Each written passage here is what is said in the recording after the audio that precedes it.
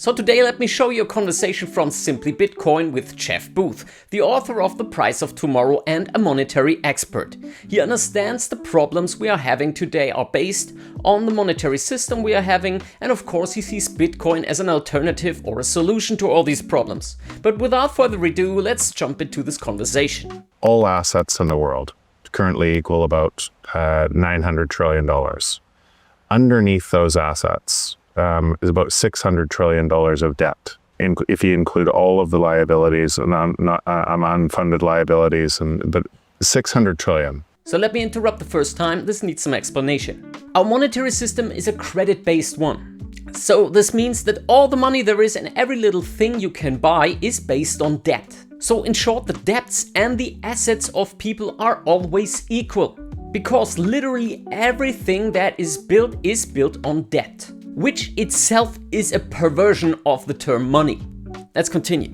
And so if that debt went insolvent, all of those assets are worthless, right? Because everything would collapse. So people are measuring their assets within a system that debt is already insolvent, and they're pretending that debt is solvent. That debt requires more and more manipulation of money forever, exponentially more manipulation of money, so that the assets don't collapse and everything within that system doesn't collapse. Exponentially is exactly the problem. If you look at all the money circulating, which is called M2 money supply, you see that the graph pretty much is resembling an exponential curve. And because the day only has 24 hours and the worth of goods and services always resembles the amount of money, or rather the debt, we have inflation. And at some point it's getting ridiculous. We've seen it in Weimar Germany or in some African states where they have these absurd trillion-dollar notes. And eventually this is the destiny of the dollar, the euro, the yen and all the other fiat-based currencies. So we're at the almost end of days. It could go on a bunch longer, but that system is getting more and more centralized, more and more controlled, and because it has to. Every single asset. So instead of thinking 900 trillion of assets, think my house within that, this building within that. Well, if that debt went insolvent, this place would be worth nothing, like nothing. Yeah. Right. So there would be complete chaos. And so what does that say to you? It says it won't go insolvent in that way because you wouldn't let it. If a government allowed the debt to completely collapse and everything to collapse and it to be anarchy in that way, every last man for himself, you would, before that happened, vote for more centralization and control. You wouldn't let the bank fail. And this is exactly what they're trying to prevent. A collapse of the system would mean a collapse of society. Ever heard of too big to fail? It is what it is, because if some institutions went insolvent, the whole system would crumble, and this is also the reason why these formidable gentlemen called bankers get bailed out all the time with taxpayer money. To be the devil's advocate, the alternative is complete chaos. So it's not a lie when they say we have to save the banks to save society and give all your money to the gambling bankers. Let's continue.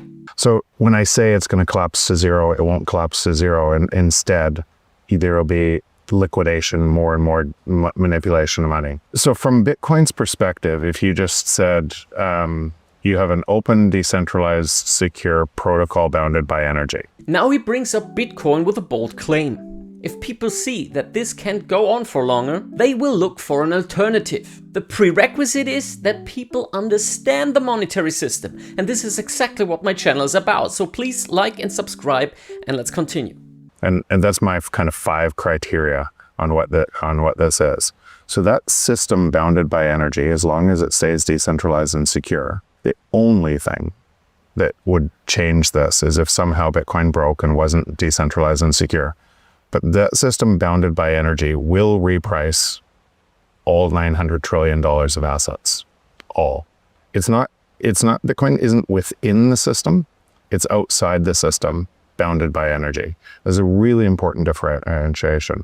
And that's exactly the problem. It's outside the system. Meaning the power-hungry people in control don't want that, because they claim they know what's best for all the people, and they don't have better solutions than to keep this perversion of a debt-based system alive.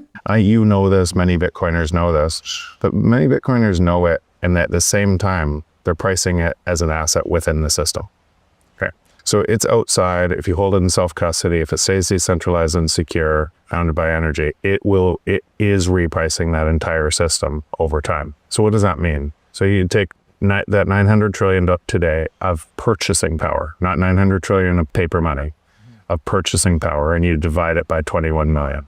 And, or if you said that how many lost coins, you divide it by a smaller number. But let's say that number equals 43 million. Approximately 43 million of purchasing power in today's currency of Bitcoin. What he's talking about here is when the world runs on a Bitcoin standard, what all Bitcoiners believe in, of course, the world's assets will be repriced in this 21 million units.